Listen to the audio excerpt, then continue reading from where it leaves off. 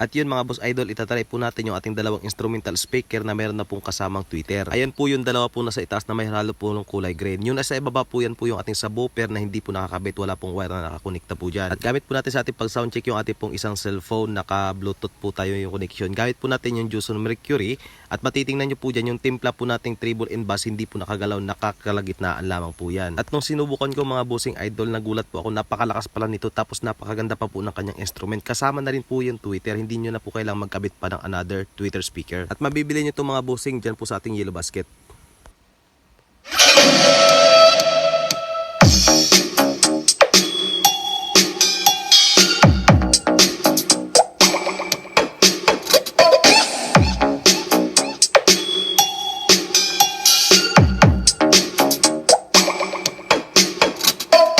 Hear John Luntao and DJ7 Remix.